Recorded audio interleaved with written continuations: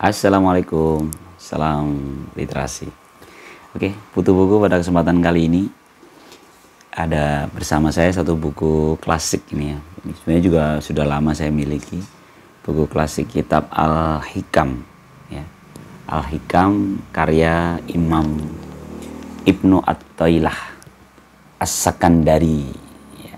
Kitab rujukan ilmu tasawuf. Buku yang di tempat saya ini 3 bahasa. Jadi sebenarnya teman-teman kalau searching buku Al-Hikam versi kita yang terjemahan itu sudah banyak sekarang. Saya bahkan kalau nggak salah pembaca pertama Al-Hikam itu justru bukan ini. Ini setelah saya lupa dulu, saya pinjem atau saya punya dan dipinjem lupa nggak balik ya. Tapi terus saya nyari lagi dan saya nemu ini. Terus saya kayaknya menarik nih karena dia dalam 3 bahasa. Jadi bahasa Arabnya, bahasa Inggris, bahasa Indonesia, dan syarah penjelasannya. Nah, yang penjelasan ini menjadi menurut saya ya menjadi penting karena Al-Hikam ini butuh dibaca dengan versi apa ya? Butuh syarah, butuh penjelasan lah. Gitu, ya. Kalau teman-teman yang pernah di pesantren mungkin familiar ya. Pesantren-pesantren salaf itu familiar dengan kitab Al-Hikam. Walaupun dulu kalau zaman saya itu termasuk kitab yang ntar dulu mesti gitu. Beberapa ustadz tuh, jangan baca itu dulu, jangan baca. Sepertinya tidak dikasih warning gitu untuk jangan sembarangan mempelajari buku Al-Hikam ini karena kan memang buku tasawuf ya. Tapi sebenarnya kalau di referensi yang baca, sebenarnya ada kitab-kitab kalau kuliah itu mata kuliah prasyarat gitu ya, mata kuliah prasyarat. Kitab-kitab prasyarat membaca Al-Hikam itu sebenarnya ada. Contoh ini kitab Sulamut Taufik ya, dan Bidayatul Bidayah. Jadi ada 2 kitab ini yang konon katanya baca Sulamut Taufik dan Bidayatul Bidayah bisa membantu memahami lebih nyaman Al-Hikam ini ya. Al-Hikam di beberapa kampung yang memiliki ustadz yang rajin, yang tematik gitu ya, yang dia mengisi kajiannya berunutan gitu, sistematis. Ada beberapa ustadz yang mengkhususkan Al-Hikam ini. Termasuk sebenarnya kalau teman-teman mendengarkan jamaahnya A'agim Nastiar, A'agim itu kan sebenarnya banyak yang dia nukil dari kitab ini gitu. Nah, mengapa saya pengen cerita Al-Hikam di kesempatan kali ini sebenarnya karena ini versi yang terpikir di saya sih. Jangan-jangan anak-anak sekarang itu cocok dengan gaya Ibnu Athillah dalam membuat kitabnya ya. Kan kitab ini kan sebenarnya berisi sekitar 102 kalau nggak salah ya, 102 kaidah gitu. Lalu kaidahnya itu sudah dalam bentuk yang matang. Kalau bahasa itunya aforisme betul ya, aforisme. Jadi 102 itu seperti aforisme. Aforisme itu kalau definisinya bolehlah teman-teman cek di Wikipedia lah. Aforisme itu adalah hal-hal yang ungkapan atau kaidah atau doktrin atau prinsip tentang kebenaran yang sudah diterima orang banyak gitu. Diterima secara umum. Aforisme itu seperti itu. Nah, aforismenya Ibnu Athillah dalam kitab Al-Hikam ini itu rujukannya dari Quran dan hadis, dari ayat dan hadis, tapi dia dalam bentuk kalimat yang kita sepakat gitu. Nanti kita mungkin comotlah beberapa kata-kata ya yang bisa teman-teman ini. Dan jangan-jangan anak sekarang seneng ya, karena anak sekarang ini kan quotable ya, segala sesuatu yang bisa dijadikan quote itu kayaknya gitu. Bahkan kalau kata MC ya, pembawa acara kalau dulu itu, sebelum saya mulai saya ingin memberikan pantun, cakep gitu kan. Itu kayaknya gaya lama. Kalau yang sekarang itu biar kelihatan kayak anak muda, bukan pantun yang buat memantik itu, tapi quote. Padahal sama aja ya quote sama pantun. Nah, kalau Athillah ini kan beberapa kalimatnya kan pendek-pendek. Tapi itu kan kayak quote gitu ya, kayak sesuatu yang gitu. Iya sih gitu. Itu aforisme. Kalau disampaikan terus kita langsung iya sih gitu. Ya, oke ya. Jadi saya pikir ini saya mengundang memantik ya. Putu buku seperti biasa, bukan beda buku secara serius akademis, apalagi kitab semacam Al-Hikam ini harus dikaji secara serius ya. Satu atau 2 semester kayaknya baru cocok. Karena kan kalau di pesantren tuh dalam bentuk pelajaran dulu, dikaji pelan-pelan. Jadi ini nggak sampai sejauh itu. Kami hanya, Putu Buku hanya cerita tentang apa yang saya pikirkan dan apa yang saya rasakan setelah saya berinteraksi dengan buku ini, ya, dengan kitab Al-Hikam ini. Nah, salah satunya adalah tadi, saya ingin mengajak teman-teman, anak-anak muda yang suka hal-hal yang sebenarnya semuanya lah, nggak hanya muda. Kita itu, fitrah manusia itu suka yang aksioma, sesuatu yang benar itu, gitu, mesti gitu kan. Makanya kenapa ada quote-quote yang menarik di perhatian kita, karena iya banget, iya lagi. Ya, kalau anak sekarang suka ngomong gitu, bener lagi, gitu. Nah, itu kan di sini tuh begitu isinya. Jadi jangan beranggapan Al-Hikam ini kitab yang rumit dan berat. Ini dulu saya termasuk korban. Saya ditakut-takuti beberapa ustadz itu, wah, hati-hati Put, hati-hati jangan baca dulu. Seolah-olah Al-Hikam ini kitab yang berat. Padahal ini kitab yang tadi tuh isinya aforisme. Nah, ditulis oleh seorang Ibnu At-Ta'ilah, susah bacanya, At-Ta'ilah, betul ya, Ibnu At-Ta'ilah As-Sakandari. As-Sakandari ini karena dia tinggal di Alexandria, Iskandariyah kalau di Mesir ya. Teman-teman tahu ya, Mesir pas di ujung atas gitu. Kalau di peta itu Iskandariyah. Dia lahir di 1259 sampai meninggal di 1310 ya. Jadi udah termasuk termasuk ulama sufi, imam sufi besar ya. Dia tarekat, ahli hadis, ahli fikih, mazhabnya Maliki. Ya khas di Afrika kan banyak kan yang Maliki. Nah, di Indonesia ini masuk Al-Hikam ini sudah sejak ada pesantren di Indonesia, katanya begitu. Jadi ketika ada pesantren, Al-Hikam ini sudah menjadi kitab yang dipelajari di pesantren-pesantren Salafi, ya, pesantren-pesantren yang lama ya, pesantren gaya lama. Kemudian ya tadi disampaikan ya, prasyarat kalau di pesantren itu katanya belajar dulu Sulamut Taufik dan Bidayatul Bidayah. Saya Sulamut Taufik kayaknya belum. Bidayatul Bidayah pernah dapat lah, walaupun nggak khatam tapi pernah dapat. Nah, ditulis dalam bahasa, kalau ini istilah pengantarnya di buku yang saya punya ini, dia itu dengan gaya bahasa yang meditasi gitu, jadi perenungan gitu. Sehingga mempesona pembaca dengan keyakinan yang mendalam. Dia sederhana, lugas ya. Jadi hidup Islami itu kelihatan sederhana tapi lugas, lahir dan batin ya. Jadi sangat tepat katanya menjadi panduan untuk orang-orang yang menggapai puncak spiritual. Nah, ini tadi aforisme ya. Jadi aforisme di dalamnya ada sumbernya dari Al-Quran dan Sunnah yang menjelaskan 2 landasan utama itu dengan tauhid, etika, dan perilaku. Bahkan kalau teman-teman ada satu berita atau cerita tentang Yeni Wahid yang mengomentari Gus Dur. Gus Dur itu, mengapa Gus Dur bisa demikian bersikap yang unik gitu ya, ketika dia jadi presiden, lengser, dia biasa aja. Itu karena kalau di satu berita itu, karena dia menggunakan aforismenya Ibnu At-Ta'ilah dalam kitab Al-Hikam ini. Dia nyomot satu yang termasuk yang saya catat tadi. Itu saya dapatnya dari, ada berita, nanti kalau teman-teman mau googling itu ada beritanya itu. Itu nomor 11. Aforisme Al-Hikam yang nomor 11. Langsung aja lah tak ceritain lah ya. Nanti kita satu-satu aja dikit-dikit. Nggak usah semuanya karena ya nggak cukup juga waktunya. Dan saya juga nggak mengerti semua kayaknya sih, agak berat memang. Jadi waktu itu di berita itu ya, itu dia menukil satu pandangan Gus Dur dari satu aforisme dari Al-Hikam yang sering digunakan Gus Dur, pegangan Gus Dur ya, yaitu itfin wujudaka fi ardil khumul fama nabada mimma lam yutfan la yatimmu nitajuhu. Ya, itu bahasa Arabnya.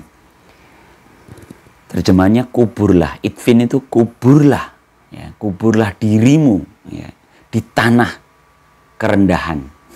Ya. Kuburlah dirimu di tanah kerendahan karena karena sesuatu yang tumbuh tanpa ditanam itu tidak sempurna. Dia tidak tumbuh secara sempurna. Kalimatnya ini ya, puitik ya. Kayaknya buat orang-orang kayak saya yang suka puisi itu, Al-Hikam ini menjadi wow, menjadi tadi aforismenya bisa kita pakai. Coba bayangkan, ini pesannya untuk menanam di kedalaman, di tanah kerendahan. Jadi kalau di Ardil Humul itu sebenarnya ya tawadu ya, tanah kerendahan. Karena yang nggak ditanam itu nggak tumbuh sempurna gitu. Makanya tanam di kerendahan. Sehingga dengan ditanam di kerendahan itu maka kita tidak terjebak pada apa namanya, pada popularitas, pada viralitas gitu. Karena kita tidak di situ, justru ditanamnya di kedalaman sehingga dia tumbuh dengan sempurna. Kayaknya zaman sekarang cocok banget ini godaan kita untuk tetap populer, untuk tetap relevan, untuk FOMO ya kan. Padahal ternyata justru kita tumbuh dari kerendahan hati, dari tanah kerendahan. Itu ada disampaikan di satu berita yang menurut saya langsung kalau teman-teman iseng-iseng googling pakai dua kata tadi, aforisme dan Al-Hikam, nanti ketemunya kalau nggak salah berita itu deh. Berita itu. Algoritma Google gitu. Oke, kita sekarang cerita yang poin pertama dulu aja lah ya. Karena kalau kita, teman-teman kalau beli buku Al-Hikam lalu buka, kemungkinan akan di kaidah yang pertama. Nah itulah yang coba tak nukil salah satunya yang pertama lah ya. Pertamanya itu gini, kaidah pertamanya itu ini kalau di buku yang saya pegang ini dijuduli Sikap Orang Arif Ketika Khilaf. Jadi orang arif itu orang yang tahu, orang yang mencari, orang yang mengetahui. Kalau di jalan-jalan sufi itu kan arif. Orang arif itu orang para salik ya, orang yang mencari Tuhan itu melalui jalan ke pengetahuan. Di sini kaidahnya gini, min alamatil i'timadi alal amali nuksonur roja'i inda wujudi zulal. Jadi di antara tanda sikap mengandalkan amal ialah berkurangnya harapan kepada Allah tatkala khilaf. Jadi ketika, bisa dipahami nggak? Ini memang butuh renungan sih. Tapi sebenarnya sederhana kok ini. Coba ya. Salah satu tanda sikap ya dari tanda-tanda atau alamat, kan alamat itu kan tanda-tanda. Alamat dari sikap mengandalkan amal. Kalau dalam sufi kan mengandalkan amal ini berbahaya. Kita tiba-tiba merasa amal kita udah banyak. Tiba-tiba sholat kita ngerasa bagus banget. Tiba-tiba kita sudah bersedekah dengan cukup besar gitu. Nah, tanda-tandanya kalau kita sudah menyandarkan kita hanya pada amal, itu adalah ketika kita kehilangan harapan ketika kita melakukan kesalahan. Iya kan? Kadang-kadang kan mungkin saya pribadi masih sering merasakan itu. Ketika kita melakukan kesalahan, kita berlebihan dalam penyesalan yang berlebihan, ya kan? Itu kan sebenarnya kita kayak seolah-olah, Tuhanmu itu maha penyayang, Tuhanmu itu maha pengampun loh. Kita tiba-tiba kehilangan harapan itu.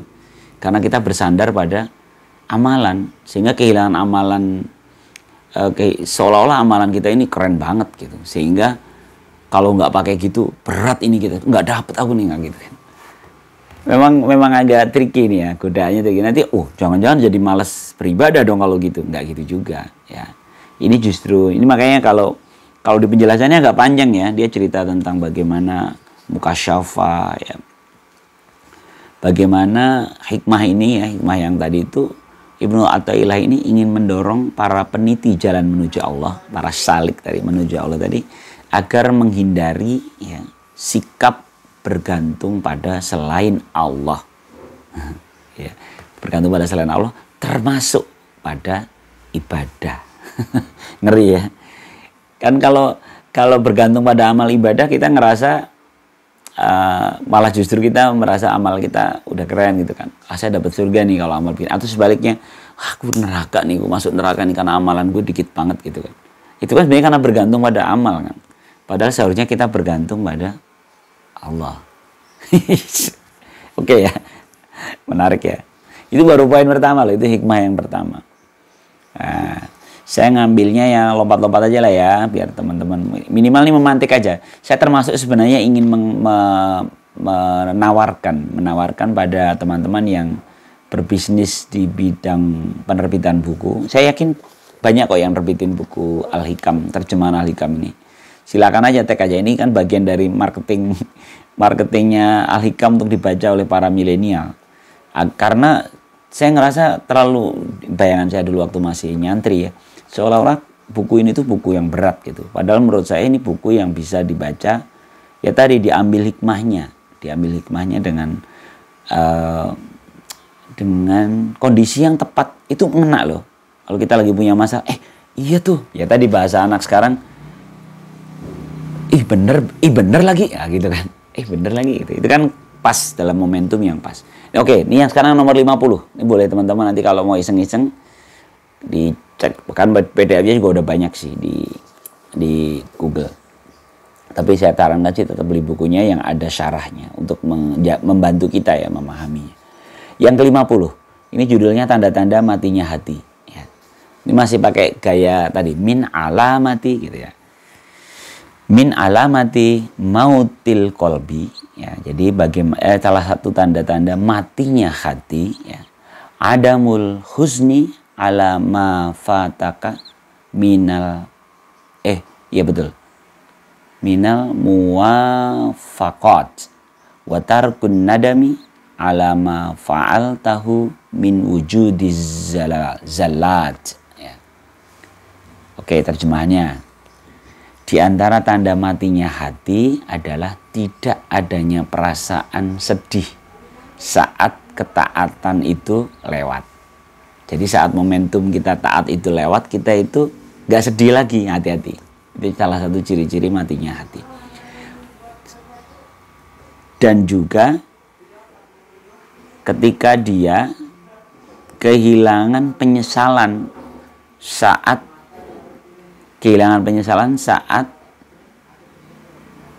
kesalahan yang kau lakukan. Jadi tidak ada kesedihan saat kehilangan ketaatan dan tidak ada penyesalan saat kita melakukan kesalahan. Nah, itu ciri-ciri matinya hati. Bener banget kan? Nah, ini aforisme. Iya sih gitu kan. Jadi kalau kita habis melakukan maksiat kok kita bisa bangga dengan maksiat kita, berarti kan kamu nggak sedih dong, kamu nggak nyesel dong. Ya. Sebaliknya ketika kita ada potensi ketaatan yang kita lewat gitu, terus kita nggak sedih juga loh, biasa aja gitu. Ya, berarti ada yang salah dari hati kita. Hati itu kan alarm kan. Berarti ada yang, kalau sebelum mati mungkin hatinya udah kusam, harus dibersihkan. Seru ya. Nah ini membersihkan dari dalam. Kalau kita beresin hati kita, insya Allah berikutnya kita akan, alarmnya bunyi kalau kita ketinggalan yang ketaatan, dan alarm bunyi ketika kita melakukan kesalahan. Waktu kehilangan ketaatan itu ada kesedihan, waktu melakukan kesalahan ada penyesalan. Itu alarm hati bahwa hati kita masih hidup. Kalau udah nggak ada, hati-hati. Ya berarti harus dipoles lagi, dibersihin hatinya agar kembali hidup. Oke, saya lompat lagi dari 50. Sekarang 121. Suka-suka deh, suka-suka. Ini yang sempat saya catat sih. 121 ini cerita tentang sholat ya. As-sholatu mahallul munajati wal ma'dinu masofat tasmi'u fiha mayadinul asrori wa tasyruku fiha syawarikul anwar. Ini juga puitis. Salat itu mahal itu tempat. Salat itu mahalul munajat, tempatnya bermunajat dan kerinduan. Jadi salat itu tempatnya bermunajat dan kerinduan. Di dalamnya ada ruang rahasia yang luas, ya. Ruang rahasia yang luas dan cahaya-cahaya yang bersinar. Sederhana. Tapi pertanyaan kan dibalik sekarang. Sholatmu udah kayak gitu belum? Coba bayangkan ketika kita sudah bisa menerjemahkan sholat kita itu seperti ruang rahasia yang luas. Kira-kira kita masih butuh curhat nggak sih? Butuh curhat sama orang lain gitu. Atau mungkin ketika ruang rahasia, kayak rahasia aib-aib kita itu kita punya ruang, kita punya naruh di situ, kita taruh di situ dan itu selalu cukup, nggak mungkin nggak cukup. Makanya atas aib kita kan lebih baik kita simpan baik-baik dan naruhnya di mana? Naruhnya di sholat itu. Ya. Orang-orang yang melakukan kesalahan, orang melakukan dosa yang akhirnya stres gitu. Kan banyak yang psikosomatis karena perbuatan kesalahan gitu. Masa lalu, trauma-trauma masa lalu. Itu sebenarnya kan karena dia tidak memiliki ruang dalam dirinya untuk menyimpan perasaan bersalah. Ya nggak sih? Dan sebenarnya mekanisme beragama dengan ritual sholat gini, dalam Islam ada sholatnya, sebenarnya kan untuk itu, untuk meletakkan itu. Kalau nggak sanggup kita, nggak sanggup jiwa kita ini dipenuhi oleh penyesalan atas kesalahan yang kita lakukan, pasti aduh bawaannya stres terus. Beberapa kisah para pembunuh ya, orang yang membunuh orang lain terus kemudian dia masuk penjara, katanya stresnya dia itu justru saat dia di penjara itu bukan di penjaranya, tapi mimpi buruknya. Di sepanjang tidurnya dia banyak yang stres. Para penjahat-penjahat itu banyak yang stres sebenarnya bukan karena lingkungan selain ya tentu penjara nggak nyaman ya, tapi ternyata dia dikejar-kejar perasaan bersalah. Nah itu kan butuh ruang kan. Nah di sholat inilah kalau kata Ibnu Athaillah ini itu adalah kalau bahasanya apa nih, mayadinul asror, fiha mayadinul asror. Ya, tempat ruang rahasia yang lebar. Wa tasyruku fiha syawarikul anwar, dan dia tempat cahaya-cahaya itu bersinar. Kita ngerasa kayak dulu saya diajarin oleh salah seorang ustadz tentang menjelaskan tumak ninah dalam sholat itu. Bagaimana apa sih sebenarnya tumak ninah? Tumak ninah itu kan sikap hening sejenak dalam sholat. Jadi itu dan itu rukun, nggak boleh nggak. Dalam sholat tuh nggak boleh nggak ada satu titik tumak ninah. Nah tumak ninah itu kan rumit ya. Saya sempat nanyain durasinya berapa menit, berapa detik Ustadz gitu kan. Ternyata nggak ada ukuran waktunya. Tumak ninah itu nggak ada waktu. Bukan terus berapa lama kita tenang. Jadi kan nggak boleh sholat cepat. Sholat cepat bisa aja sholatnya tetap cepat kan. Ya tapi jangan cepat-cepat ya. Sholat cepat tapi ada tumak ninahnya tadi. Nah kalau Ustadz saya itu gini. Nah gitu. Tumak ninah itu suatu titik di mana kita tiba-tiba ngerasa kayak, dan menurutku itu cahaya yang bersinar seperti yang disampaikan tadi ya. Ini bayangan saya gitu. Tasyriku fiha tasyruku fiha syawarikul anwar. Anwar itu munawarah, bercahaya. Seru ya. Nah bayangkan kalau pakai Al-Hikmah 121 ketika mau sholat cek Al-Hikmah 121 agar kita berkualitas. Oke, itu yang 121. Kemudian 139. Aku lompat-lompat aja, suka-suka saya. Ini kebetulan yang saya baca tadi. Sebenarnya pernah saya baca sih, cuman ya tadi karena memang butuh pemahaman. Saya termasuk yang kalau ada kajian tentang Al-Hikam, kayaknya mendingan ikut deh. Karena kita kayak di refresh, walaupun pernah baca, pernah ngerti, tapi kalau pas disampaikan oleh Pak Ustadz itu mesti iya ya gitu. Hakim kan sering kali itu nukil Al-Hikam. Ini dia 139. Ma hajabaka anillah wujudu mawjud ma'ah walakin hajabaka anhu tawahumu mawjudin ma'ah. Bukan keberadaan benda yang menghijab dirimu dari Allah. Jadi nggak ada karena ada sesuatu terus kita Allah nggak kelihatan karena nutupin. Tapi sebenarnya yang menghijab dari Allah itu adalah hijab itu nutupin ya. Yang menutupimu dari Allah itu adalah sangkaan adanya wujud selain Allah. Jadi kalau di buku ini disarahnya itu caranya sederhana. Ketika ada seorang lelaki mau buang air kecil di dekat gua, dia mendengar suara angin. Terus dia berpikir ada serigala nih. Lalu dia nggak jadi berangkat. Saking takutnya ada serigala. Pertanyaannya, bener nggak ada serigala? Jangan-jangan nggak ada serigala. Tapi sangkaan ada serigala itu yang membuat dia menghalangi dirinya berangkat kan. Nah demikian juga Allah gitu. Jadi sebenarnya yang menghijab kita, menghalangi kita dalam perjumpaan kita dengan Allah gitu. Itu bukan karena ada sesuatu yang nutupin gitu, bukan. Tapi ada sangkaan kita atas sesuatu yang itu tuh membuat kita nggak berangkat, nggak lancar. Serem ya. Tapi terasa betul kan? Saya terkonfirm loh, ini terkonfirm. Contoh misalnya gini loh. saya mau berangkat ke masjid tepat waktu, terus tiba-tiba berpikir, jangan-jangan nanti aku dikira orang baik banget ya. Waduh, nanti aku riak dong misalnya itu. Coba kita nggak jadi berangkat karena berpikir ada orang beranggapan. Padahal anggapan orang itu juga mungkin nggak ada. Itu anggapan kita kan. Nah ini adalah dalam teknik meditasi, dalam teori-teori meditasi banyak diceritakan itu ya. Bagaimana sebenarnya musuh besar kita, ketakutan kita adalah anggapan kita. Ya, ternyata di berabad-abad tahun yang lalu sudah ada seorang Ibnu Athaillah yang mengangkat itu. Jadi ilmu-ilmu meditasi yang modern itu pun sebenarnya sudah sempat yang. Tapi ya stoik juga ada sih di stoik. Oke, berikutnya 240. Kayaknya terakhir deh ya. Terakhir 240 deh. 240 ini sudah agak ujung karena kan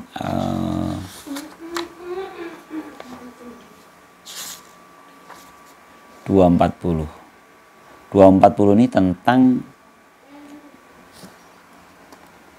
ini dalam juga sih. Saya merasa sampai pernah bikin puisi tentang ini, tentang tawadu.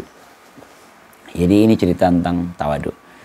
Judulnya itu, orang yang berusaha membuktikan dirinya tawadu sejatinya adalah orang yang sombong.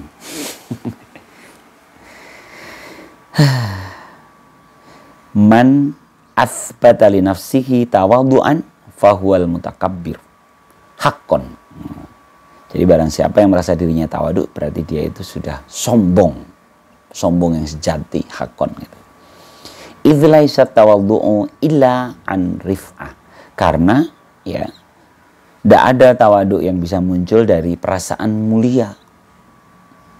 Famata athbata li nafsika tawadu'an fa antal mutakabbiru haqqan. Karena itu jika kamu telah merasa tawadu, sesungguhnya kamu telah sombong. Wow, terus mesti gimana nih gitu. Kita berharap tawadu, ternyata ketika kita merasa tawadu itu rendah hati. Ya, ini buat teman-teman yang. Jadi ketika kita merasa rendah hati, sesungguhnya kita sudah sombong. Karena rendah hati itu tidak lahir dari merasa mulia. Nah, jika kamu sudah merasa rendah hati, maka sesungguhnya kamu sudah sombong. Alarmnya harus bunyi. Astagfirullahaladzim. Kok gue ngerasa baik sih? Ngerasa tawadu gitu. Menurut saya ini ini satu hal yang menarik sih, menurut saya menarik. Bisa buat renungan kita bersama lah. Evaluasi ini jalan berkala aja, ini harus jalan berkala karena setiap saat kita akan goyang lagi kok itu. Jadi merasa baik itu justru sudah bentuk kesombongan. Ngeri ya. Ya demikianlah. Tapi kayaknya harus ditutup dengan seperti biasa. Kalau aku membaca buku kan tak akhiri dengan tadi 102 itu judulnya ya. Tapi kalau poinnya itu ternyata ada 266. Saya pakainya yang 265 deh buat mengakhirinya ya. Mengakhirinya dari 265 itu al-fikratu sirajul qalbi fa idza dhahabat fala idha'a lah. Tafakur adalah lentera hati, jika lenyap hati pun gelap. Jadi tafakur itu berpikir, perenungan. Sebenarnya kalau di paling akhir 266 itu tentang dua jenis berpikir. Berpikir itu para salik itu kan mentafakur terus. Para pencari Tuhan itu. Nah, maka tafakur itu lentera, nggak boleh berhenti bertafakur. Jadi sebenarnya ini karena di ujung ya, sengaja saya jadikan penutup tadi biar memantik ke teman-teman sekalian. Jangan pernah berhenti bertafakur. Tafakur itu dalam bentuk apapun. Ya seperti kayak gini-gini ini kan sebenarnya kita, iya ya. Tadi ini hari Jumat ini kalau saya postingnya selepas saya sholat Jumat. Jadi sholat Jumat itu kalau mau dibiasakan ya, walaupun ini agak belum tentu menarik buat teman-teman ya. Tapi menurut saya sih perlu dibiasakan. Sebelum Jumatan, tadi Jumatan ini materinya apa gitu. Jadi kita akhirnya kan tafakur kan, dengerin Jumatan, tafakur. Akhirnya ngobrolin, tadi materinya Ustadz masa ngomong gini. Kalau menurutku gini deh, kalau menurutku gini, gitu kan. Itu kan menjadi sesuatu proses belajar yang panjang. Nonton YouTube, nonton itu. Saya ada teman di kantor teman ngopi pagi yang beberapa hari itu sampai kayak setoran gitu, karena dia nyetir nyetir dan mendengarkan Adi Hidayat, mendengarkan ceramah siapa gitu. Jadi kalau nyampe terus, Mas, aku tadi belajar ini, aku tadi belajar ini. Jadi kita sharing kan. Itu kan sebenarnya cara tradisi sederhana, pembiasaan sederhana atas proses belajar terus-menerus di sepanjang waktu kita. Jadi ngopi, ngobrol lagi, nanti sore ketemu ini, ngobrol lagi. Gitu tafakur, karena tafakur adalah lentera, ya kan? Tadi kan katanya gitu. Kalau berhenti bertafakur, gelap hati kita. Gimana mau ketemu Tuhan saat lentera kita mati? Ya, mungkin itu ya. Silakan, saya sangat merekomendasikan Al-Hikam ini dibaca. Baca, udah banyak jenis bukunya. Ini dalam versi terjemahan 3 bahasa, Arab, Inggris, dan Indonesia, plus sarah, plus penjelasan. Saya pikir udah cukup menarik. Dan banyak lagi buku yang kitab Al-Hikam lain yang sudah diterjemahkan. Saya kayak sempat membaca 2 jenis ya. Yang satunya tapi saya lupa ya, dipinjam atau saya pinjam, saya lupa. Yang jelas ini yang terakhir ada di rak buku saya. Silahkan dikonsumsi dan jangan takut, ini buku yang menarik dan bisa jadi cocok buat anak-anak milenial. Cocok. Salam literasi. Assalamualaikum warahmatullahi wabarakatuh.